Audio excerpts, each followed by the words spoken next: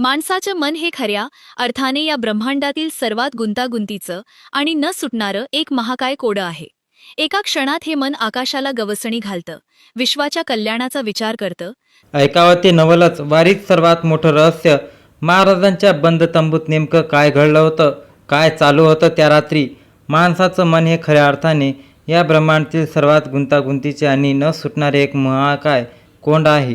एका क्षणात हे मन आकाशाला गवसणी घालतं, तर विश्वाच्या कल्याणाचा विचार करतं, तर दुसऱ्या क्षणी संशयाच्या अत्यंत अंधाऱ्या खोल आणि भयानक गर्देत जाऊन कोसळतं. आजच्या या धावपळीच्या अतिआधुनिक आणि डिजिटल युगात जिथे आपण रोज सकाळी वर्तमानपत्र उघडली किंवा बातम्याचे चॅनल लावले की आपल्याला फक्त ढोंगीबाबा, भोंदू महाराज आणि धर्माच्या पवित्र नावाखाली चालणारे काळे कारनामे उघडकीस आलेले दिसतात.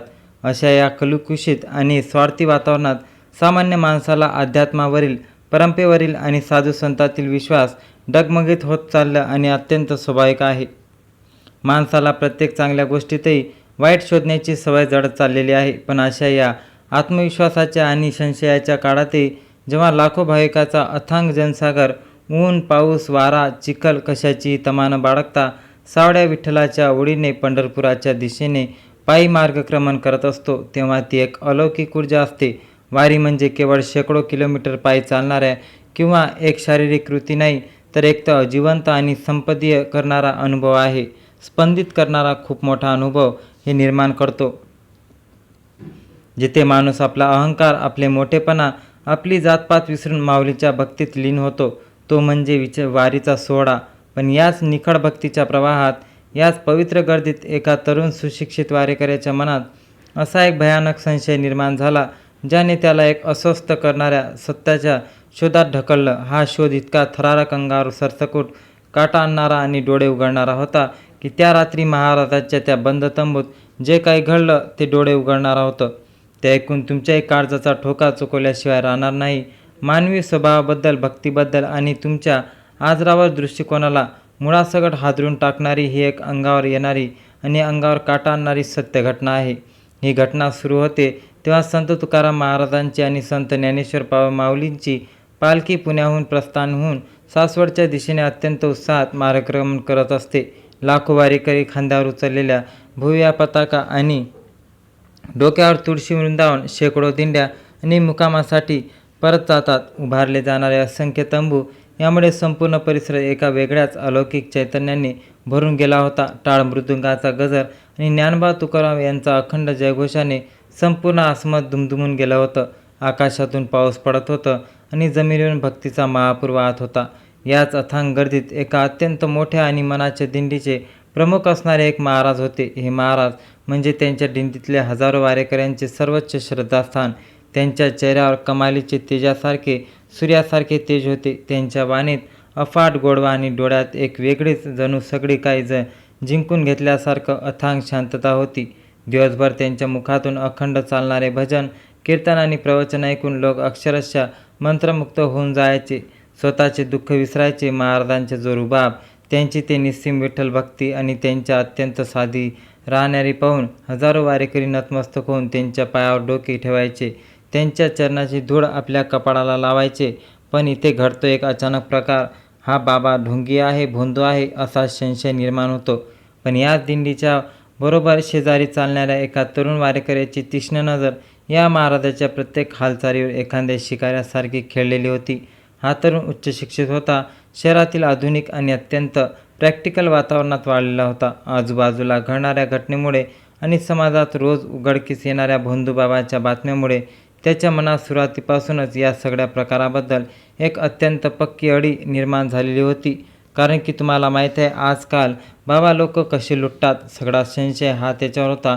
भक्तीच्या पवित्र नावाखाली या लाखोच्या गर्दीचा फायदा घेऊन इथे काहीतरी कवडंबे तसे शिजले नाहीत ना, हा विचार त्याच्या आतून पोखरून काढत होता.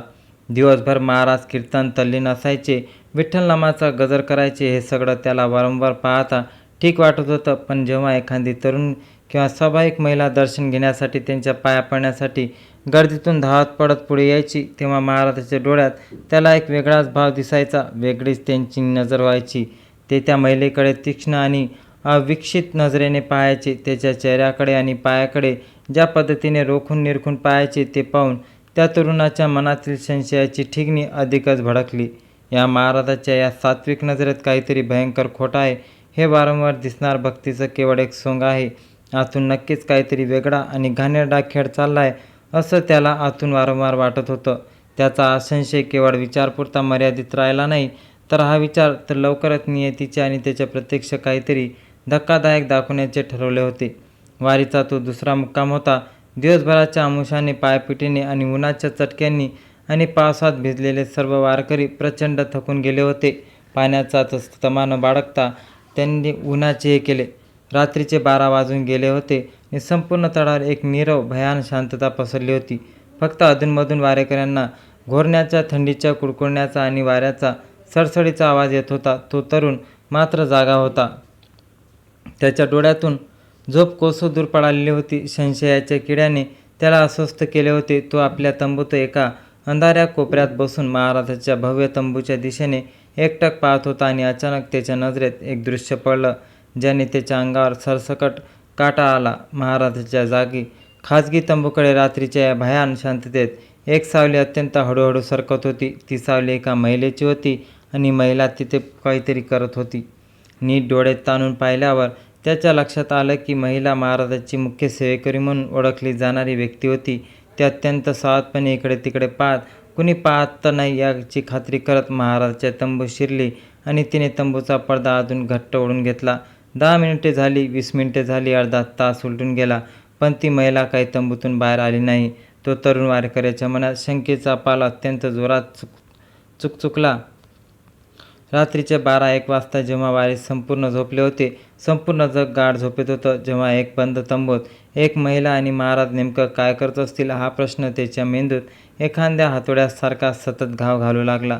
त्याचे रक्त सडसडू लागले. रागाने त्याचे हात शिवशिवू लागले. त्याला वाटलं आता जावं आणि तंबू उघडून या दोघांना रंगेहात पकडावं. पण पहिल्या दिवशी थेट कोणताही ठोस पुरावा नसल्यामुळे आणि महाराजाबद्दल लोकांच्या मनात असलेली निस्सीम भक्तीमुळे तो थांबला. आंधळी श्रद्धा पाहता त्याने स्वतःला कसेबसे आवरले आणि शांत राहिला. रात्रभर तो त्या विचारात तळमळत राहिला. त्याला एक क्षणही झोप लागली नाही. त्याच्या डोळ्यासमोर फक्त तो बंद तंबू आणि त्याच्या आत चाललेला संभाव्य घाणेरडा प्रकार येत होता. दुसऱ्या दिवशी सकाळी सूर्याबाबत म्हणजे सूर्योदयानंतर विठ्ठलाच्या जयघोषात वारीने पुढे मार्गक्रमण करायला सुरुवात केली. आजचा रस्ता अत्यंत कठीण होता. वारेकऱ्यांनी अत्यंत अवघड असा घाट पात करायला सुरुवात केली. पण आता तरुण वारकऱ्याचे लक्ष या माऊलीच्या भजनात होते ना आजूबाजूच्या निसर्गमय आणि निसर्गरम्य वातावरणात. त्याचे डोळे फक्त आणि फक्त महाराजांच्या मार्गावर होते. तो प्रत्येक क्षणी महाराजांचा स्कॅन करत होता. घाटाच्या प्रवाहात महाराजांच्या हालचाली त्याला आणखीच विचित्र आणि संशयास्पद वाटू लागल्या. महाराज वारंवार दिटीतून बाजूला जायचे, कुणाशी तरी फोनवर अत्यंत हळू आणि दबक्या आवाजात आजूबाजूला पाहत बोलायचे. त्याला हा संशय वाटला.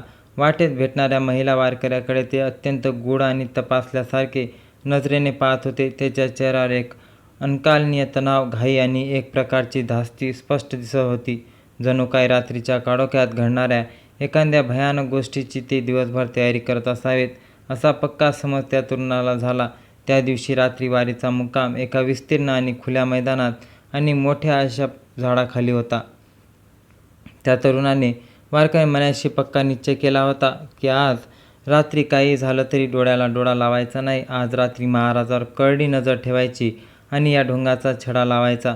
त्याने ते आठवून घेतलं आणि ठरवून घेतलं की रात्रीचे 12:30 वाजले. टाळ मृदुंगाचा निनाद केव्हाचा शांत झाला होता. संपूर्ण मैदान गाढ झोपेत होतं आणि अचानक कालच्या सारखीच एक सावली महाराजांच्या तंबूच्या दिशेने जाताना दिसली. त्या तरुणाचे डोळे विस्फारून पाहिलं, पण यावेळी त्याला काहीच अपेक्षा नव्हती. अत्यंत जबर धक्का बसला. काल रात्री जी सेवेकरी महिला तंबूत गेली होती ती आज नव्हती. आज रात्रीच्या अंधारात अत्यंत सावधपणे आजूबाजूला नजर ठेवत चक्क दुसरी अनोळखी महिला आणि खूबसूरत महिला महाराजांच्या तंबूत शिरली. जो वारकरी पूर्णपणे चक्रावून गेला. त्याच्या स्वतःच्या डोळ्यावर विश्वास बसेना. काल एक बाई, आज एक बाई दुसरीच निघाली. रात्रीच्या या भयान अंधारात जेव्हा संपूर्ण जग झोपलेलं असतं तेव्हा या वेगवेगळ्या महिला महाराजांसोबत बंद तंबूत का जातात? त्या पडद्याआड नक्की कोणतं भयंकर आणि किळसवाणं खेळ चालू आहे? त्याच्या मनात आता विचार येऊ लागले. त्याच्या डोळ्यांची नस फाटण्याची वेळ आली होती. भक्तीच्या नावाखाली चाललेला हा वासनेचा बाजार उधळून लावावा, आजच्या आज जाऊन त्या तंबूत घुसून सगळ्यांचे रंगेहात पकडावा असे त्याला तीव्रतेने वाटत होते. पण तो मोठ्या मुश्किलने संयम राखून होता. खरी खडबड तर तिसऱ्या रात्री उडणार होती. सलग 2 दिवस आणि 2 रात्री हे झाल्यानंतर 2 वेगवेगळ्या महिला तंबूत जाताना पाहून त्या वारकऱ्याचा संयम आता सुटत आणि तुटत चालला होता. तिसऱ्या दिवशी वारी पुन्हा निघाली. महाराज नेहमीप्रमाणे अत्यंत भक्तिभावाने वावरत होते. जणू काही काल रात्री काहीच घडलं नसावं. त्याचा हा दुपटी आणि ढोंगी चेहरा पाहून त्या तरुणाच्या अंगी लाई होत होती. वारीतले साधे भोळे गावरान लोक महाराजावर डोळे झाकून विश्वास ठेवत होते. त्याच्या चरणी लीन होत होते. त्याच्या पायावर डोके ठेवून रडत होते, आपली प्रार्थना मागत होते. पण त्या तरुणाला आता खात्री पटली होती की या भक्तीच्या पवित्र मुखवट्याखाली वासनेचा, फसवणुकीचा आणि लोकांच्या अंधश्रद्धेचा फायदा घेण्याचा एक अत्यंत भयंकर खेळ सुरू आहे. तिसऱ्या रात्री वारीचा मुक्काम पडला तेव्हा घड्याळाचे रात्री 1 वाजले होते. तेव्हा तरुण आज पूर्ण तयारीत होता. तो महाराजाच्या तंबूत अगदी जवळ असणाऱ्या एका झाडाच्या आडोशाखाली अंधारात लपून बसला होता. त्याच्या अपेक्षेप्रमाणे आज पुन्हा एकदा एक तिसरीच महिला अत्यंत चोरट्या पावलांनी महाराजाच्या तंबूत जाताना दिसली. तंबूच्या आतून एक अत्यंत अस्पष्ट आणि अंधुक असा दिव्याचा प्रकाश बाहेर येत होता. तंबूच्या पडद्यावर आतल्या माणसाचा फक्त सावल्या हालताना दिसत होत्या. त्या तरुणाच्या मनात विचार आला, आत ओरडून संपूर्ण वारीला जागे करावं आणि भोंदूबाबाचं सत्य सर्वांसमोर आणावं. पण दुसऱ्याच क्षणी त्याला जाणीव झाली की लोकांच्या महाराजावर असलेला अंधविश्वास इतका प्रबळ आहे की जर त्याने विनापुरावा आरोप केला तर हाच भोळी भांडवळी जनता माझ्यावर आणि महाराजाच्या रक्षणासाठी त्यालाच मारून संपेल. नाही, मला भक्कम पुरावा हवा आहे. पुराव्यासहित या बाबाचा पर्दाफाश करावाच लागेल. तेव्हाच या लोकांचे डोळे उघडकीस येईल असा ठाम निश्चय त्याने केला. त्याने ठरवले की उद्या 4थ्या रात्री तो थेट आपला मोबाईल कॅमेरा घेऊन तंबूत घुसणार आणि रंगेहात त्याला रेकॉर्ड करणार असे त्याने निश्चय केला. मग त्याने निश्चय केल्यानंतर तो तंबूत घुसला आणि तंबूच्या जवळ उभा राहून हे सगळा पाहू राहिला. त्याच्यासोबत दिंडीत अजून 4 ते 5 प्रमुख पुरुष व्यवस्थापक वर्तुळाकार बसले होते. महाराजाच्या आजूबाजूला हे बसून चर्चा करत होते आणि त्यांच्यात बाजूला ती 5 मिनिटापूर्वी आत गेलेली 70 वर्षाची वृद्ध आजी अत्यंत आदराने आणि शांतपणे बसली होती. तंबूच्या एका कोपऱ्यात एक मोठा बॉक्स उघडा ठेवलेला होता.